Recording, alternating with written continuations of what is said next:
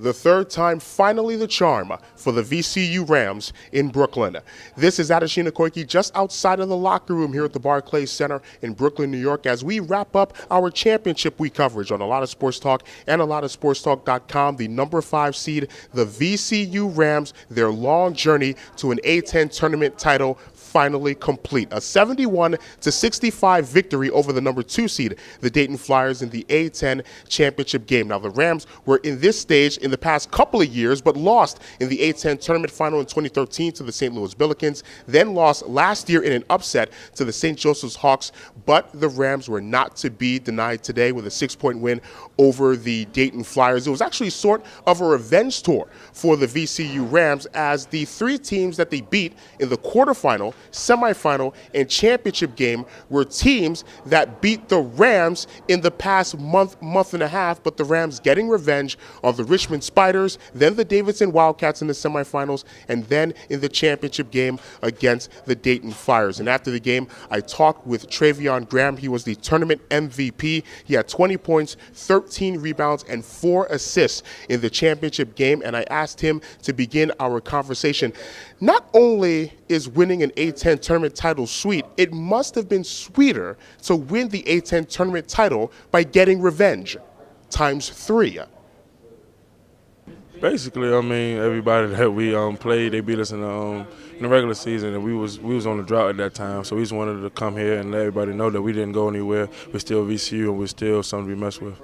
At the very end of the game, you storm out onto the floor. The teammates storm out onto the floor and mob Briante Weber. What was that feeling like, and what words did you say to Briante when you had your embrace with him on the floor? Yes, everything was just for Bree. After he went down, it was real emotional for the whole team, because we was losing one of our best players. So he's one of the most enthusiastic players I ever played with. So when I went out there, I said, this was all for you. 2's up. That was our model for the rest of the year, and it was for him. We want to do everything for him. That's why he cut out on the last bit of the net, and he keeps the net. How long did that take to get over that emotional blow of losing Briante, or have you even gotten over it? It took everybody a little bit longer than others. I took me a little bit longer because, I mean, he was one of my best friends. I came in with him.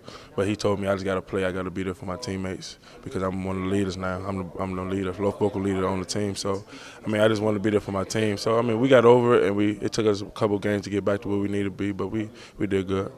A lot of pundits started to question whether VCU would be the same team without Briante Weber. Did you hear that chatter? Yeah, I mean, you want to say that because he's the best defender in the country, and for us to lose him, I mean, it's going to be a different type of team. We didn't want any other point guards coming up to be just like Briante. We wanted them to be there, that's a better version of themselves. And John and Jaquan did a good job stepping in and really stepping up and doing big things for us in the tournament.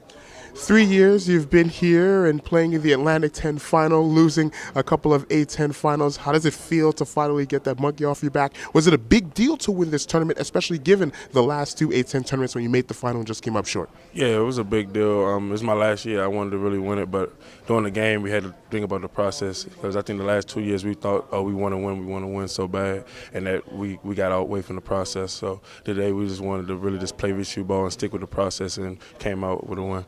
Now on to the NCAA tournament, and the last time we saw you in the NCAA tournament, it was that emotional, heartbreaking loss to Stephen F. Austin. How long did you think about that? Do you still think about that, and will you think about that going into the NCAAs? Thought about it a little bit, but we couldn't think about too much. We had to transition into next year. We had to think about next year.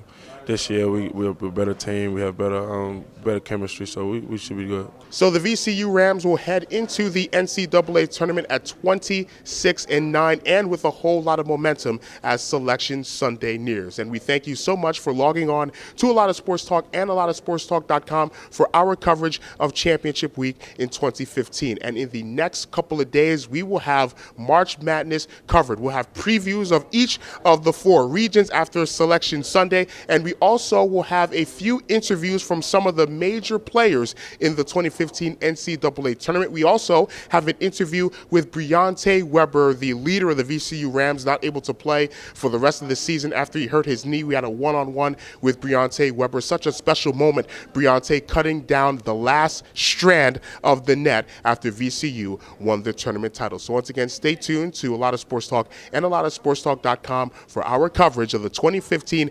NCAA men's and women's basketball tournament. But right now, the VCU Rams celebrating an A-10 tournament title, a 71-65 win over the Dayton Flyers.